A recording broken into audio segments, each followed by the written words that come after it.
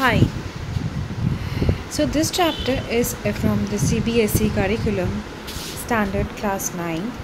Chapter's name is The Lost Child. And author of this story is Mulk Raj Anand. It's a wonderful story. Story is about a child who has lots of fascinations and love for the things he sees around himself, but he has a fear that if he asks for those things from his father or mother, they will refuse and they will not pay heed to his requirements. But at last, certain things happen which makes him realize that the things he wanted are of no use. And after all, what he wanted was his parents only. Let's go ahead with the chapter. So we will get a brief idea about the story. So the story is narrated during the springtime, when lots of flowers bloom around us, beautiful flowers we see. That time a fair was organized, and he was going to that fair with his parents. He was joyful, happy, and superbly excited to visit that fair. He is very happy and excited, and he wanted the sweets and toys displayed there, but his parents do not buy them for him. Reason is not given. We can make a guess. Maybe the parents did not want to spoil the child. Fair enough, every parent does so. Then why then does he refuse when someone else offers them to him? As I told you, something at the end happens which makes him realize that his parents are more important than the toys and the balloons or the things he sees in the fair. When he asks for those things from his mother or father, they refused it. But when somebody else comes to them and asks for it, he refuses it. He said, "No, I do not want either of the things." So we will distribute the entire chapter in parts. It was a festival of spring. From the wintry shades of narrow lanes and alleys are going means the lanes, emerged a gaily clad humanity. Some walked, some rode on horses, others sat, being carried in bamboo and bullock carts.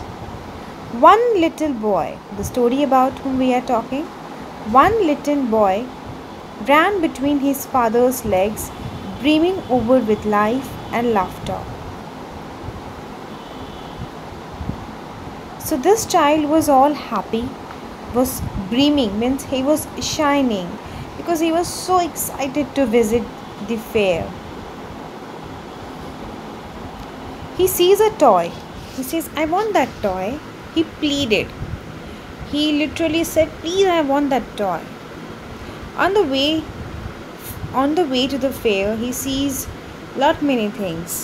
But when he wanted that toy, his father looked at him red-eyed and simply declined his request.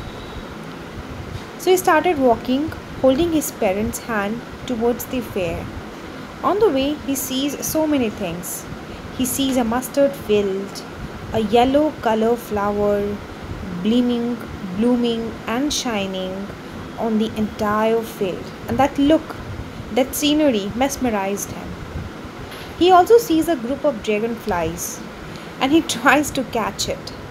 And he was so much excited by the teeming worms coming out from the ground. He was excited seeing all this scenery from the nature. On the way, when he was standing under a tree, a shower of flowers fell upon him, and he can also hear the sound of doves. Sound of doves are called cooing of doves. He was super excited. This this says something about him, that he also had the love for nature.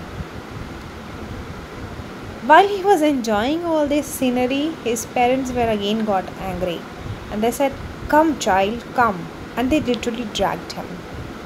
And he didn't want to go from there. At least they did not give him the toys. He wanted to enjoy the scenery of the nature. That also was not cleared or helped out by the parents. Next scene, when he visited the fair, at the corner, at the entrance corner, he sees a jamunwala, a sweet seller. He was hawking, means he was streaming while he was trying to sell his stuff. He was saying gulab jamun, barfi, jalebi, and hearing and seeing that tasty and delicious sweets, he could not refrain himself. And he just murmured, because he knew if he says he want that, they are not going to get him. So he only murmured and said, "I want that barfi." But they paid no heed to him. So they dragged him and again moved forward. In the next scene, he sees a flower seller. He was selling a garland of gulmohar. It was extremely beautiful. He wanted it. He again murmured, but he knew that his parents won't buy him. So, without waiting for an answer, he just moved on with his parents. Again, in the next further scenes, he wanted some balloons, these colorful balloons of yellow, red, green, white. He wanted all of them. When he asked his parents to get him, he said, "You're too old for it to pay." They just make an excuse. And what he could do? He saw a snake charmer playing flute. They also dragged him out of there and says, "You're not supposed to listen to such musics." Finally, he sees a roundabout and he makes a bold request. That time he just could not stop himself. And he says, "I want to go on that roundabout. Please, father, please, mother." This time he didn't murmur. He literally cried out. He screamed that, "Please, I want to go on that roundabout." And he just turned. And when he turns, he sees that there is no response, no reply from his parents, unlike the previous requests. He gets confused. He is baffled. What has happened? Where are they? He screams. He wails. He says, "Mother, father, where are you?" And there was a man. And there was a man who gets hold of him to save him from stamping in the crowd, because it was a huge crowd. If that man would not have helped him, he could have been stamped or maybe killed in that crowd. So he literally grabbed him in his arms and took him out.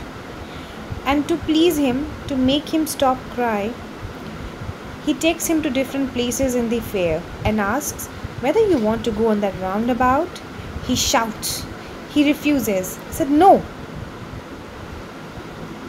Then he took him to the snake charmer. Then he took him to the snake charmer, whose flute or whose song was also very mesmerizing for him. But he refuses at it also, and he shouts at his double pitched strain. Again says no. Then they took him to the balloon seller. He was sobbing. He turned his head. He turned his eyes from the balloon seller. And then the man, still trying, the man who was trying to save him or console him, he was trying to make him happy, bore him nearer to the flower seller. But that child was just not stopping from crying. He refuses to buy the balloons. He refuses to take these sweets. Man thought that sweets will make him stop crying, but nothing was helping him out. At the end, the child didn't want a balloon, didn't want sweets, did not want a flute, did not want a roundabout. Only thing he wanted was his mother and was his father. And he was going on sobbing and sobbing and sobbing. Sobbing means crying. So, what was the learning objective of this chapter? That we should not take anything in life for granted, because whatever we get, it's our fortunate, so we should respect it. However, he was a very small child and he was not able to understand it until and unless he loses his parents. However, the ending, what was the ending of this incident, is not given in the chapter, so it's unclear that whether the child finds his parents or not. So at last, he only wanted his parents and nothing else. Thank you.